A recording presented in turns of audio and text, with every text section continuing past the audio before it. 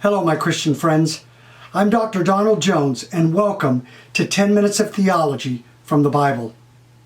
Welcome to our series entitled, Defending Your Life, How Christians May Defend Themselves Against Attack.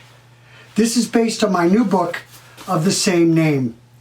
I have put a link in the description below if you would like to purchase it. This book is not a discussion of the Second Amendment, which guarantees us the right to bear arms, but a comprehensive, detailed, biblical explanation of God's command to bear arms. Self-defense and the defense of others pours out of His very nature, power, and attributes, and is an integral part of His societal and relational structures on the earth and in the heavens. Whatever our opinions are concerning this subject, we are to submit ourselves to God's commandments in the Bible, and God has a lot to say about it. These videos will be short summaries of the scriptural presentations in each chapter. This is the fourth session based on chapter 4 entitled, The Defensive Structure. To accomplish the purposes discussed in the last video, God built into mankind a series of structures centered on the defense of ourselves, those we love, and the innocent based on His nature, power, and attributes. These structures would hinder violence and murder on a worldwide scale and stop it if it occurs. After the flood, God told man to scatter throughout the earth and multiply. Instead, mankind, led by Nimrod, decided to remain together and defy God. Genesis 11, 1-4. Now the whole world had one language and a common speech. As people moved eastward, they found a plain in Shinar and settled there. They said to each other, "Come, let's make bricks and bake them thoroughly." They used brick instead of stone and tar for mortar. Then they said, "Come, let us build ourselves a city with a tower that reaches to the heavens, so that we may make a name for ourselves. Otherwise we will be scattered over the face of the whole earth." They attempted to create one nation, one capital, and one false religion out of their wicked hearts, i.e., a one world government. When God saw that man was once again rebelling against Him, as they had done before the flood, the Lord God scattered mankind across the earth into different language groups. This divided man significantly, so he would not unite again for thousands of years. Genesis 11, 5-9. But the Lord came down to see the city and the tower and the people were building.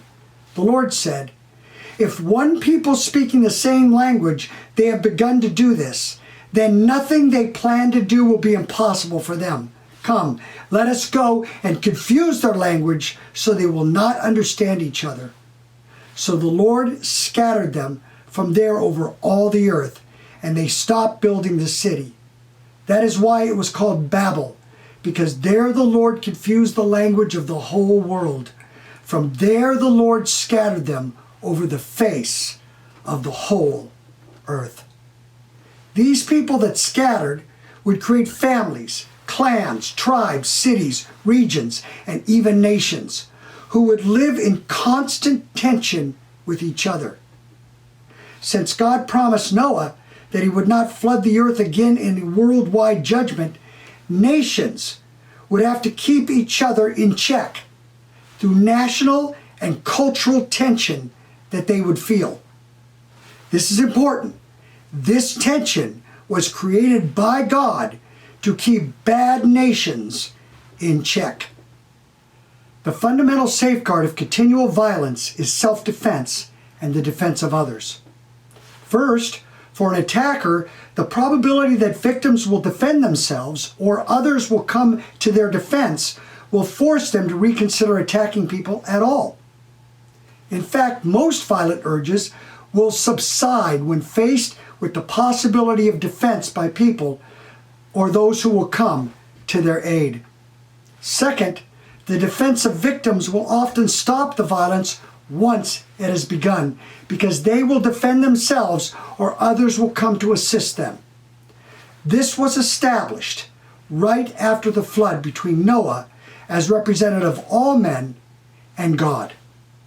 Why was this important? After the flood, the Lord God changed the basic framework of nature.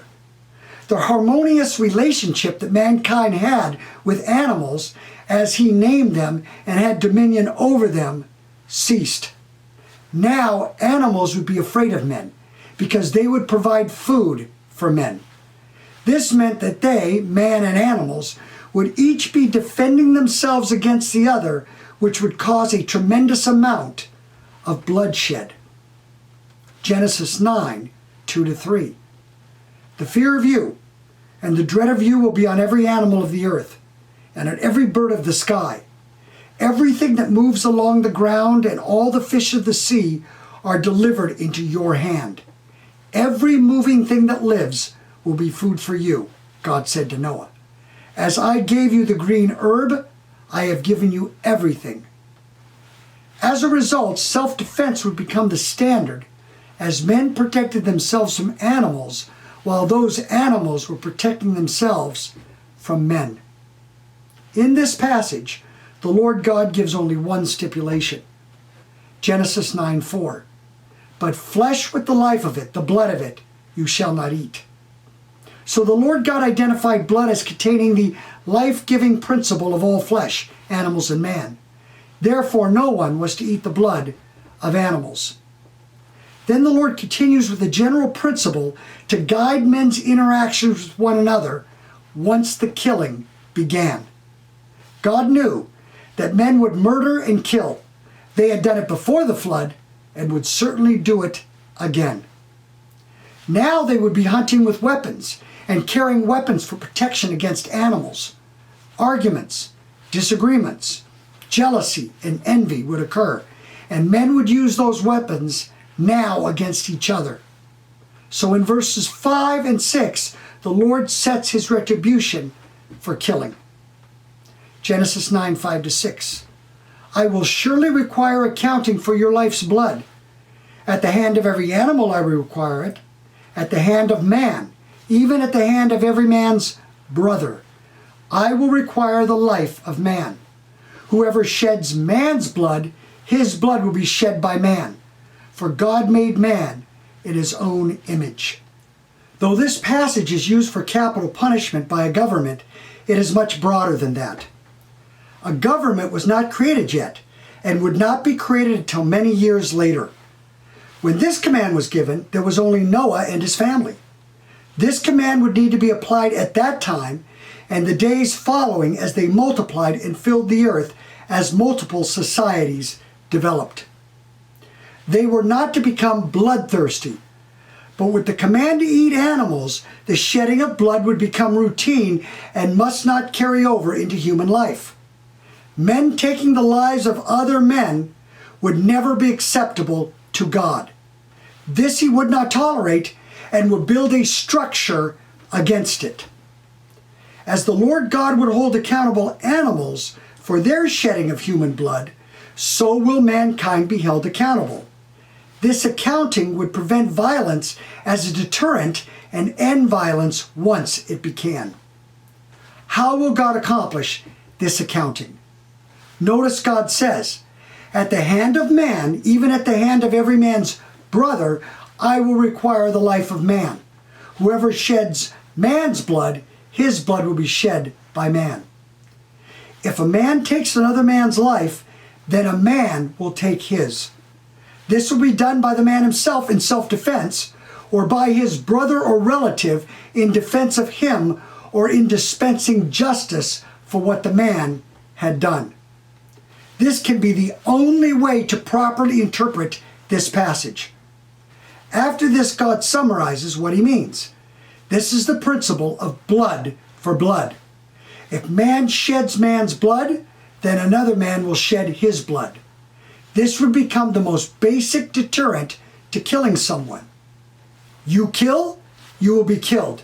If you attempt to kill, you may be killed in that attempt. The man who would attempt to murder another man would defend himself and take that man's life. As in the animal kingdom, the prey would protect itself from the predator. The human prey would now kill the human predator. Then God reiterates his initial command to man. Genesis 9:7.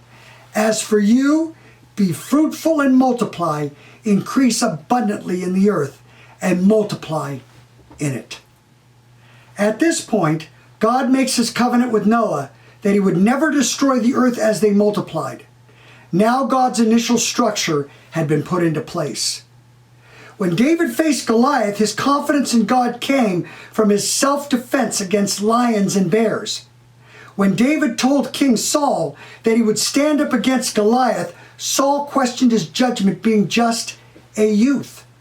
1 Samuel 17:34-36.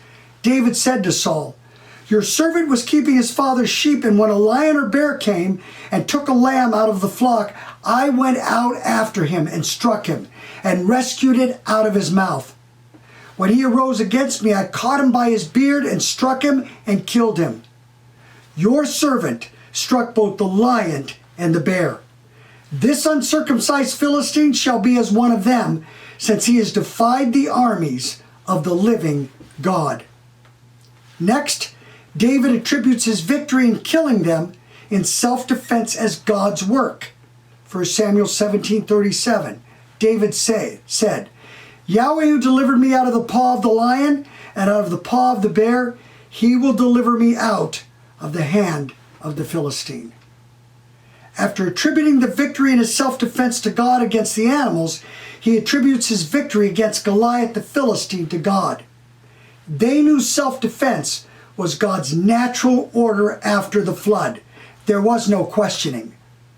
To summarize, God will take man's life through another man. God expects man to defend himself and that he will work his will through it. This defense will deter men from violence, and if it doesn't, the brother will come to justly avenge him.